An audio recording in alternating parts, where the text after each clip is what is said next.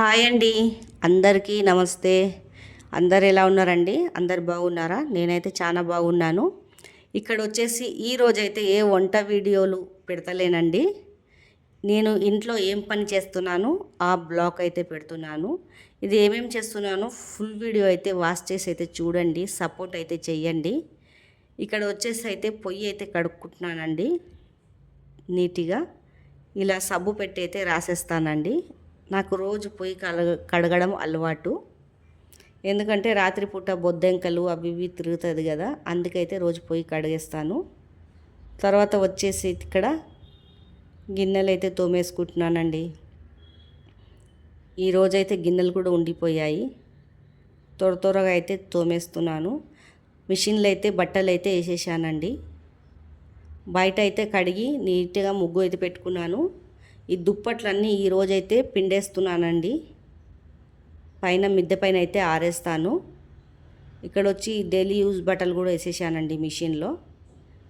ఇల్లంతా నీట్గా చిమ్మేసుకున్నాను. తర్వాత ఇల్లు తుడుచుకుందామని కొద్దిగా కల్లుప్పు అయితే వేసానండి. కల్లుప్పు వేసి తుడుచుకుంటే ఇల్లు నెగటివ్ ఎనర్జీ పోయి పాజిటివ్ ఎనర్జీ వస్తుంది. దాంట్లో కొద్దిగా కర్పూరం కూడా వేయాలా తుడిచినప్పుడల్లా ఇల్లు మనకు మంచిగా అనిపిస్తుంది, ఏ పురుగులు కూడా రావు ఇంట్లోకి. తర్వాత తానం అయితే చేసుకొని బట్టలన్నీ అయితే ఆరేసుకుంటున్నానండి. కొన్ని మిద్దె పైన ఆరేసాను, కొన్ని ఇక్కడ ఆరేస్తున్నానండి. గాలికి అయితే ఆరిపోతుంది, ఇప్పుడు వచ్చేది వర్షాకాలం కదా. తర్వాత కిచెన్లోకి అయితే వచ్చి బియ్యం అయితే కడుక్కుంటున్నానండి.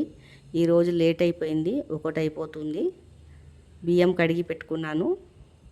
దాంట్లో కొద్దిగా ఉప్పు వేసుకుంటున్నానండి. కొలతతోటి పెడతాను, బియ్యం మంచిగా అవుతుంది. తర్వాత పక్కకేమో కర్రీ అయితే చేసేస్తున్నాను. మా పిల్లలు అయితే ఆకలి అంటారు, 1 అయిపోయింది. ఈరోజు మొత్తం కడుక్కొని చేసుకునే వరకు లేట్ అయ్యిందండి. ఇక్కడ ఆనియన్ అయితే వేసేస్తున్నాను. గ్రేవీ గురించి జర ఆనియన్ ఎక్కువనే వేసుకోవాలి. చికెన్ కర్రీ అయితే చేస్తున్నానండి. చికెన్ కర్రీ 2 ఆలు అయితే ఉంది ఇంట్లో, అది వేసి చేద్దామని చికెన్ కర్రీ ఆలు అయితే 2 వేసేసాను. చికెన్ కర్రీ అయితే రెడీ అవుతూ చేసేస్తున్నానండి దబదబా. పిల్లలు మళ్ళీ ఆకలి అంటారు. అన్నం అయితే రెడీ అయిపోయిందండి, తొందరగా అయిపోయింది. ఒక పొయ్యి మీద అన్నం, ఒక పొయ్యి మీద కూర చేస్తే వేడిగా అన్నం అయితే రెడీ అయింది. ఇప్పుడు మా బాబుకి అయితే పెట్టేస్తానండి వేడివేడిగా. పిల్లలు వేడివేడిగా తింటేనే మంచిగా అనిపిస్తుంది, చల్లగా అయిపోయినాకైతే బాగుండదు.